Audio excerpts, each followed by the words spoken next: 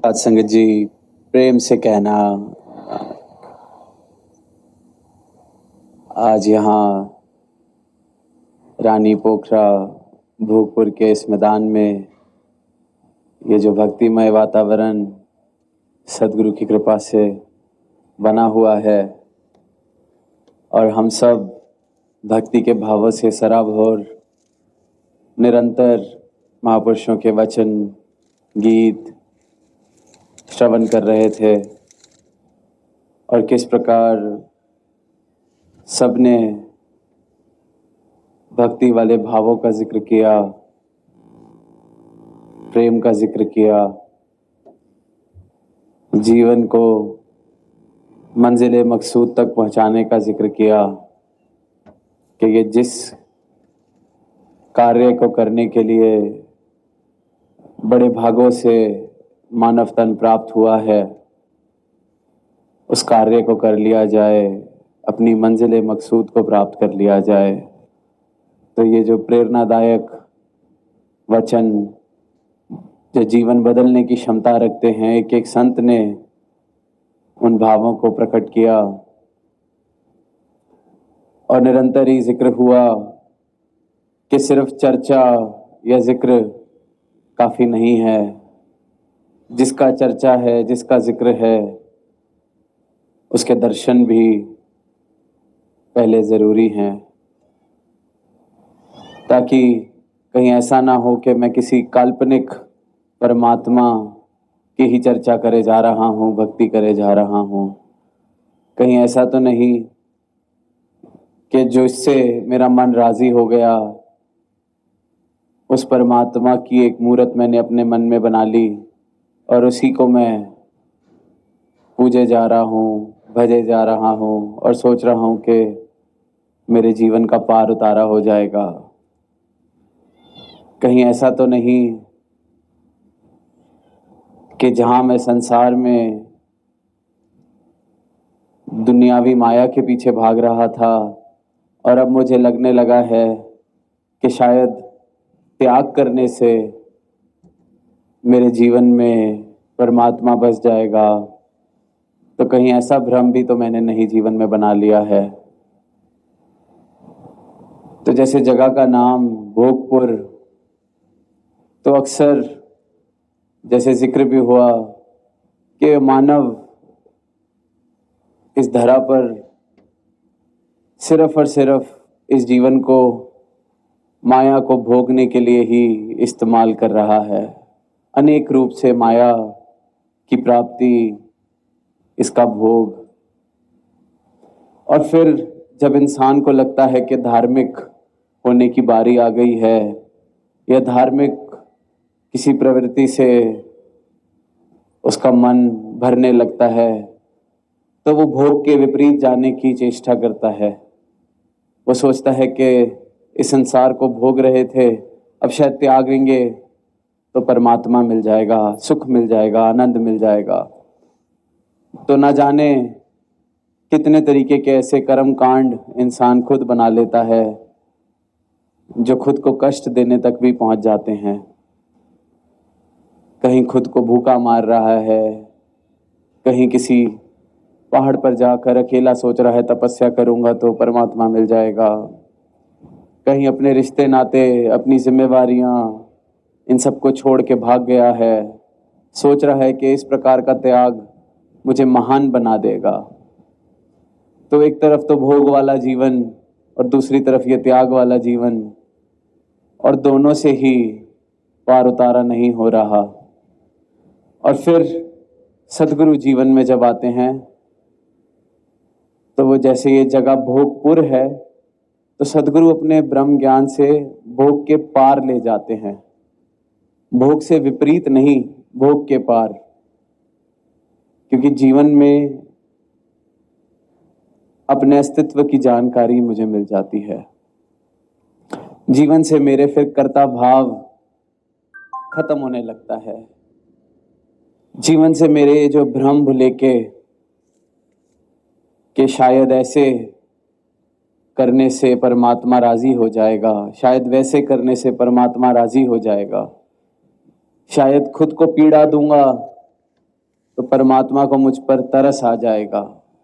ये सब मेरे मन की चालाकियां, मेरे मन के भ्रम, और इन सबको सद्गुरु एक क्षण में इन सारे भ्रमों को तोड़ देते हैं, मुझे इन सब भ्रमों से मुक्त करा देते हैं अपने ज्ञान की रोशनी, ब्रह्म ज्ञान की रोशनी देकर। और निरंतर जिक्र हो रहा है कि इस परमात्मा के दर्शन हो सकते हैं, और ना जाने लाखों करोड़ों इंसान अनेक अनेक रूपों से इस दर्शन को करना भी चाह रहे हैं, परमात्मा को पाना भी चाह रहे हैं, फिर भी सफल नहीं हो पाते, इस कार्य को सार्थक नहीं कर पाते। और इसलिए फिर लिखा है कि वस्तु कहीं ढूंढत कहीं, क्योंकि ढूंढ तो रहे हैं पर मालूम नहीं है ढूंढना कहाँ है। फिर ये भी पंक्तियां हम सुनते हैं कि मुँह को कहाँ ढूंढे रे बंदे, मैं तो तेरे पास में। ना तीरथ में, ना मूरत में, ना एकांत निवास में, मुँह को कहाँ ढूंढे रे बंदे, मैं तो तेरे पास में। इंसान जिस चीज से राजी है, जिस चीज को बचपन से करता आ रहा है, जिस चीज को उसने समाज से सीख लिया है, जिस विधि को उसने समाज से सीख लिया है, जिस विधि को करते करते अपने परिवार को, अपने बुजुर्गों को देखता आया है, उस विधि से वो राजी हो जाता है, उस कर्म कांड से वो राजी हो जाता है, उस तौर तरीके से वो राजी हो जाता है, और उसी को फिर सच मानने लगता है। और फिर उसी में उसको लगता है कि एक दिन मुझे परमात्मा की प्राप्ति, इस परम सत्य की प्राप्ति भी हो जाएगी। बचपन से तीर्थ अगर जा रहा है तो उसको लगता है कि वो तीर्थ ही सच है। अगर बचपन से मूर्त के आगे सर झुका रहा है तो फिर मूर्त ही सच है।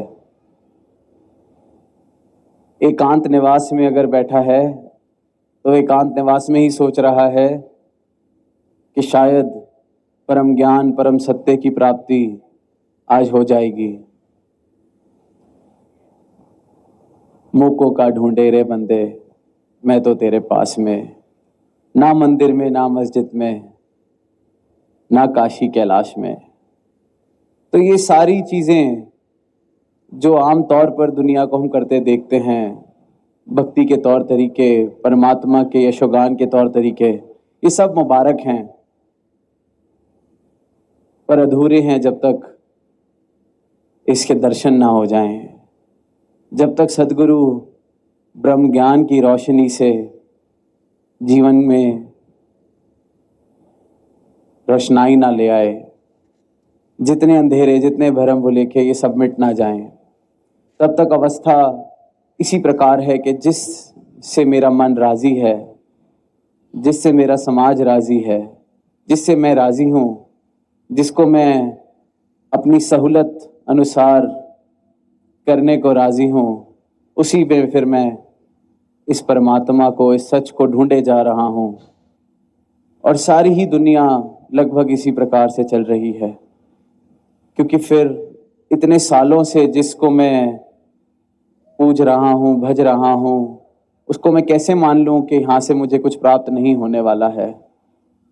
ये भी मेरा एक अहंकार, मेरे मन का अहंकार बीच में आ जाता है सत्य की प्राप्ति के,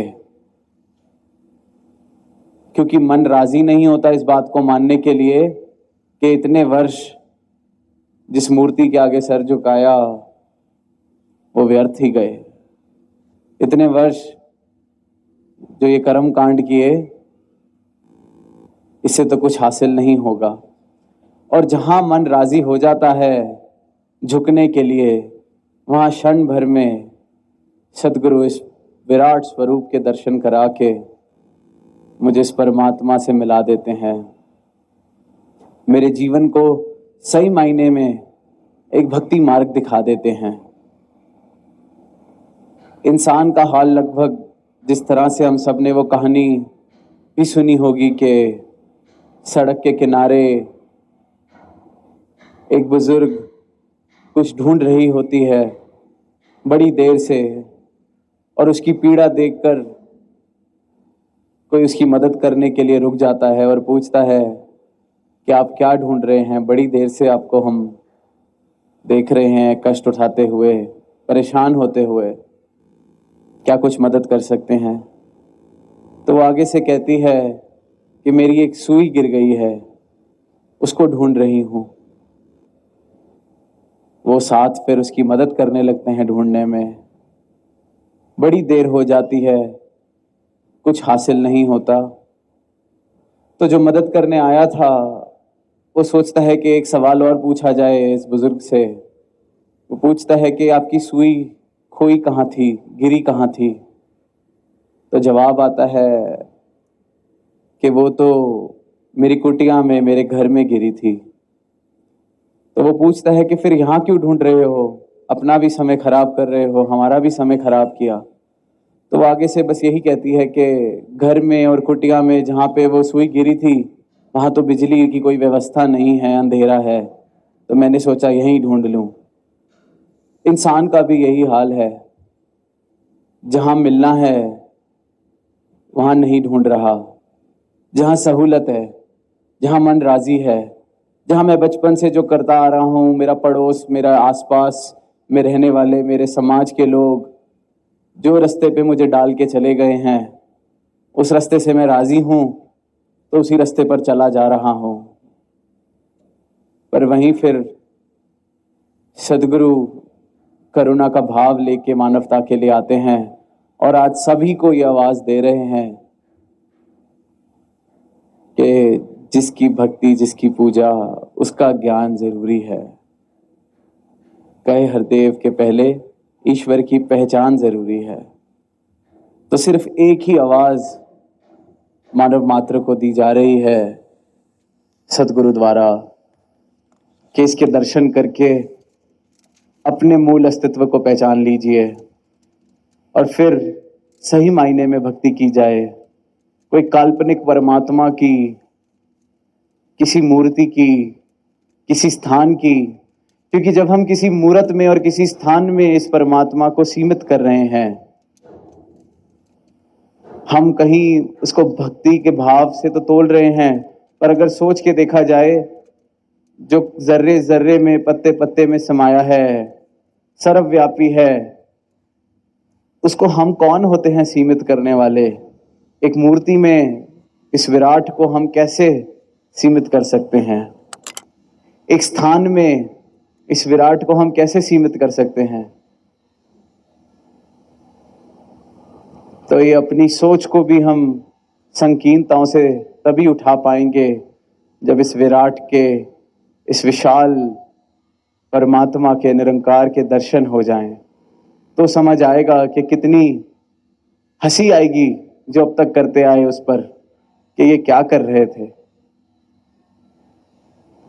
तो दास यही अरदास अंत में करना चाहेगा कि जिस जिसके भी दिल में परमात्मा को जानने की जिज्ञासा, ये भक्ति वाले भाव, तो दातार कृपा करे कि सबके जीवन में सही मायने में ये भक्ति आए, सबके जीवन में परमात्मा सही मायने में शामिल हो सके और सबके जीवन वाकई इंसानियत वाले गुणों से जिए जाएं और भरपूर रहें। प्यार से कहना, धन निरंकार। और साथ संगत